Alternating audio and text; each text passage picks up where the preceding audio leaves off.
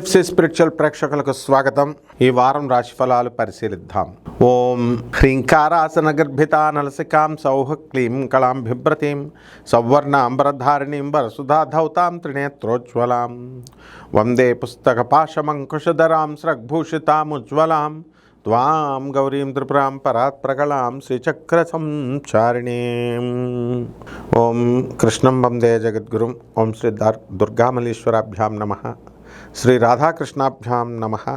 అర్జునం వందే జగదేక వీరం. ఈ వారం మనకి గ్రహస్థితులు ఏ ఏ రాసుల్లో ఉన్నాయో ఒకసారి చూద్దామండి.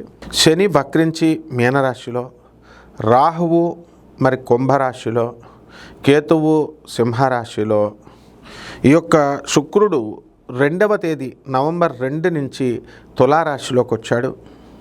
మరి నవంబర్ 16వ తేదీ వరకు కూడా రవి మనకి ఈ యొక్క తులారాశిలో నీచపట్టి ఉంటాడు.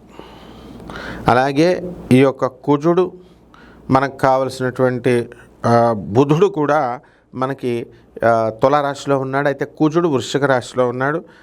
ఈ విధంగా ఉన్నటువంటి ఈ గ్రహస్థితిని బట్టి మనకి 12 రాశుల వారికి ఒక్కొక్కరికి ఏ విధంగా ఉందో చూద్దాం.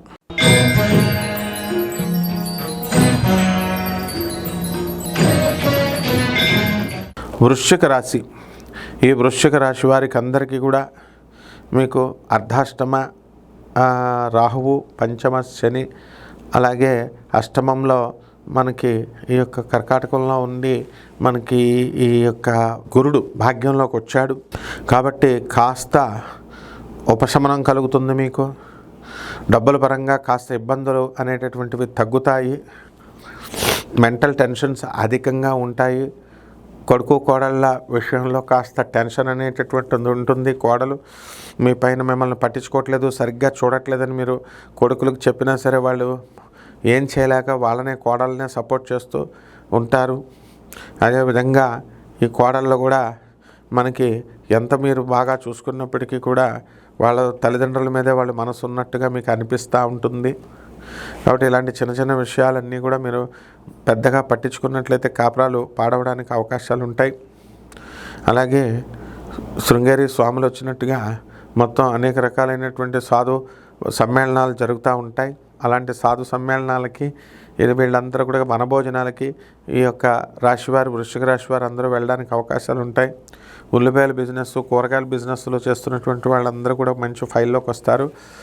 ధాన్యాలు, అపరాలు, హోటల్ ఇండస్ట్రీ బిజినెస్లు చేస్తున్న వాళ్ళు కూడా బ్రహ్మాండంగా ఫైల్లోకి వస్తారు. విద్యార్థులు విద్యా విషయంలో చాలా బాగా చదువుతారు. మంచి మార్కులు మీకు రావడం అనేటటువంటివి జరుగుతాయి. ఎన్నో విజయాలు మీరు సాధించడం అనేటటువంటిది జరుగుతుంది ఈ వృశ్చిక రాశి వారు. అయితే పంచమంలో ఉన్నటువంటి శనిగ్రహ ప్రభావం వలన మీ పిల్లలకు బాగా ఉండకపోవడము, హెల్త్ విషయంలో కొంచెం తలపోట్లు ఉండడం అనేటటువంటివి జరుగుతాయి.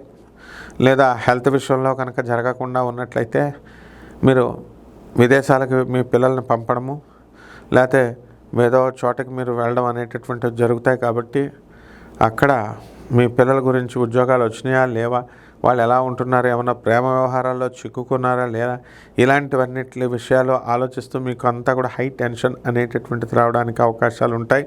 రైతులు ఎవరైతే ఉన్నారో ఆ రైతులంతా కూడా మంచిగా వృద్ధి చెందుతారు. పెళ్ళిళ్ళు కానటువంటి రైతులు, పెళ్ళిళ్ళు కానటువంటి పురోహితులకు పెళ్ళిళ్ళు అవుతాయి. పరిహారాల దగ్గరికి వచ్చేసరికి ఈ యొక్క శని జపం చేసుకోండి, శని స్తోత్రాలు చదవండి, శనికి కిలోంపావు నల్ల నువ్వుల్ని, నల్లని వస్త్రాలనిచ్చి పేద బ్రాహ్మణులకి శనివారం నాడు ఉదయం 8 గంటలకు దానం చేసుకోండి. అలాగే రాహు జపం చేసుకోండి, రాహు స్తోత్రాలు చదవండి. రాహుకి కిలోంపావు మినుముల్ని, ఆవుపేట రంగు ఉన్నటువంటి వస్త్రాలనిచ్చి పేద బ్రాహ్మణులకి మీరు శనివారం నాడు ఉదయం 8:05 దానం చేసుకోండి. ఈ విధంగా రావి చెట్టు చుట్టూ ప్రదక్షిణాలు చేయండి. రావి చెట్టుకు నీళ్లు పోయండి. ఉసిరి చెట్టుకు కూడా మీరు నీళ్లు పోయాలి, పెంచాలి. ఈ విధంగా కనుక చేసినట్లయితే బ్రహ్మాండంగా ఉంటుంది. శుభమస్తు.